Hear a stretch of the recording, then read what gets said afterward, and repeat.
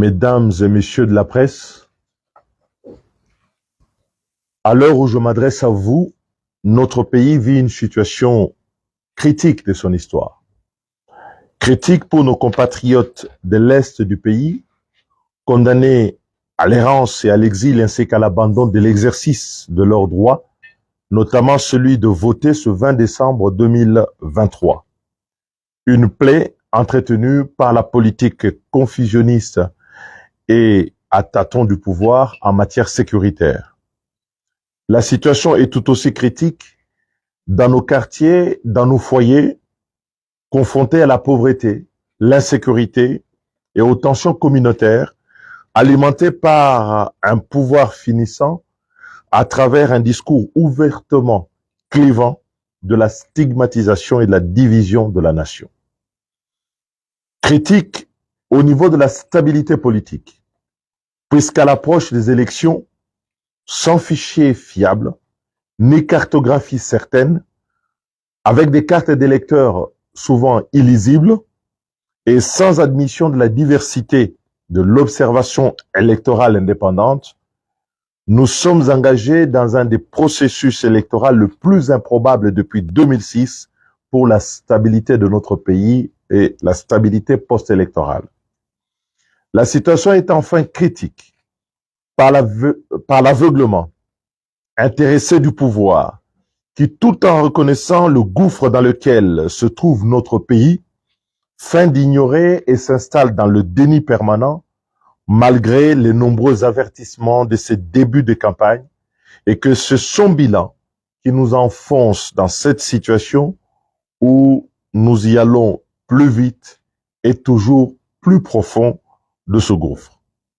Depuis ces 10 derniers mois, j'ai parcouru notre pays, rencontré les préoccupations et les aspirations de notre peuple.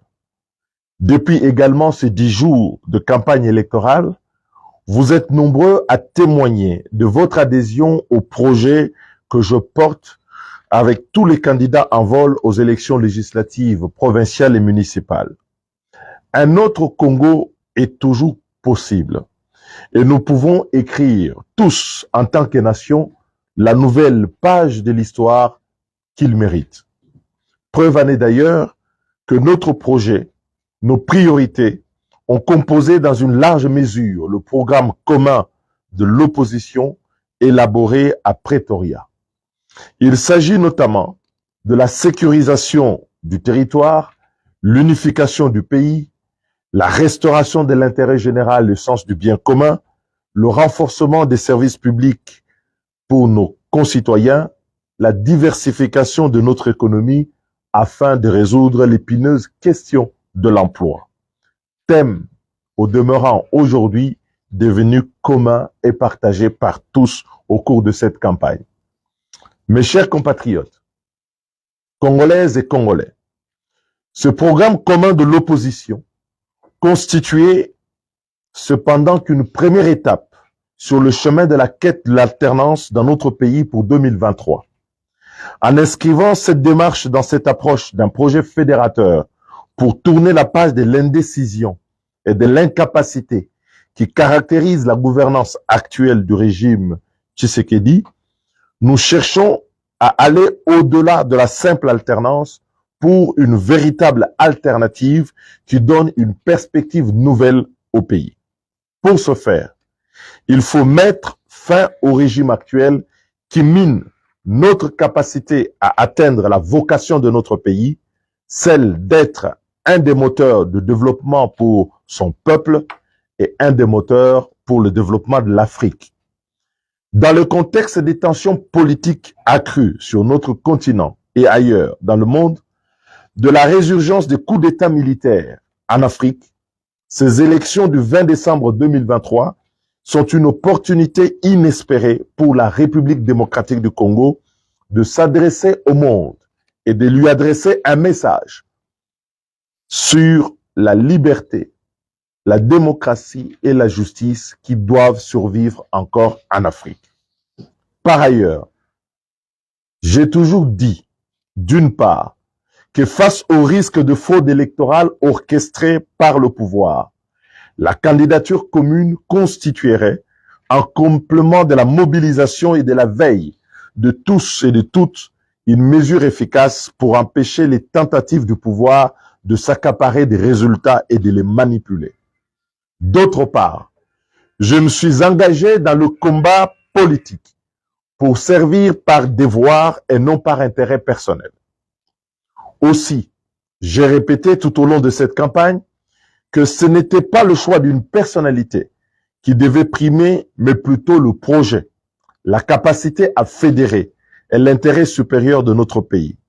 C'est dans cette logique que j'ai participé aux discussions avec les autres candidats de l'opposition à Pretoria, et c'est avec cette conviction que j'ai échangé avec vous en préparant cette campagne et en allant à votre rencontre sur le thème de la refondation du Congo. La survie de notre pays vaut plus que les ambitions des uns et des autres. Il attend de chacun de nous un sursaut.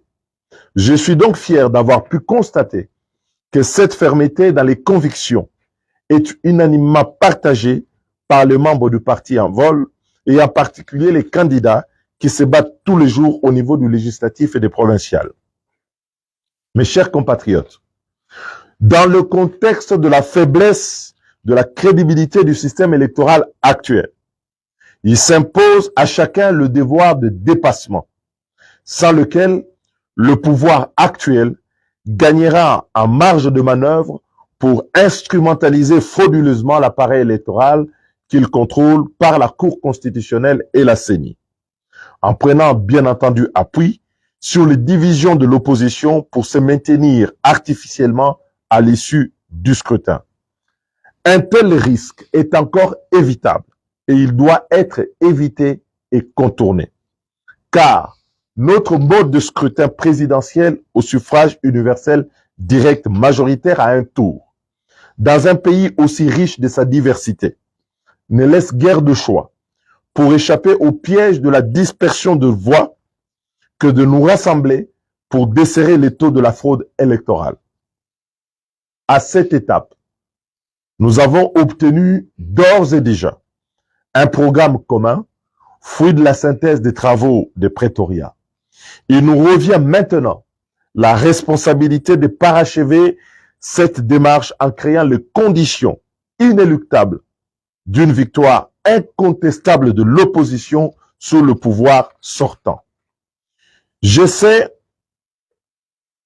tous les efforts que vous avez consentis et je tiens à vous remercier ici de l'engagement sans faille dont vous avez fait preuve. Mais je vous garantis, si nous le voulons, l'avenir de notre pays est à portée de main. Nous pouvons le façonner conformément aux aspirations de notre peuple.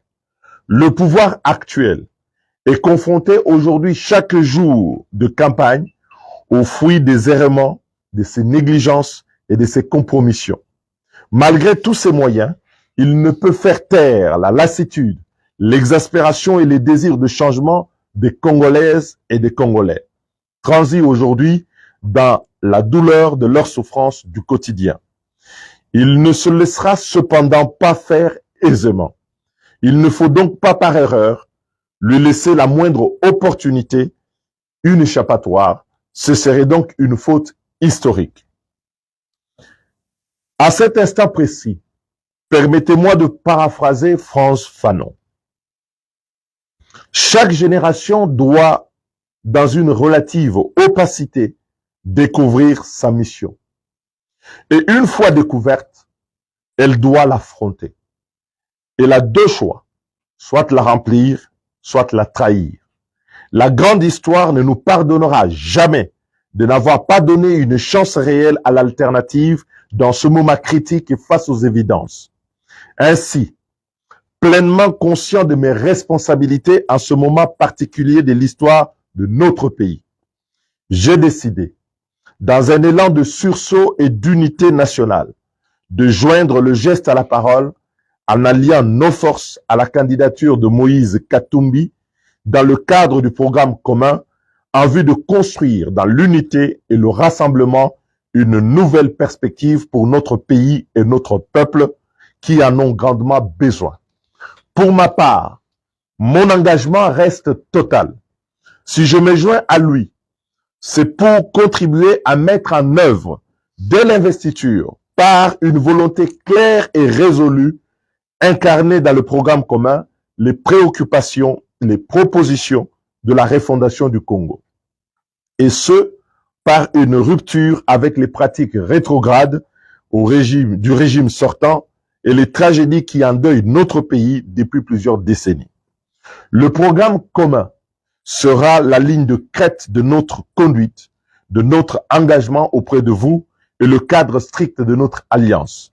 Aussi, au-delà du scrutin présidentiel, vous qui croyez en notre projet, je vous demande de veiller également à ce que les garants de la refondation du Congo, candidats aux élections législatives et provinciales, bénéficient de votre soutien massif afin que nous constituions une force politique dans les cadres de nouvelles institutions en mesure de peser efficacement en faveur de la gouvernance et des réformes que nous appelons de tous nos vœux. Aujourd'hui n'est pas la fin d'un combat. C'est à l'inverse la perspective accrue de faire de notre ambition pour la République démocratique du Congo l'action politique de demain.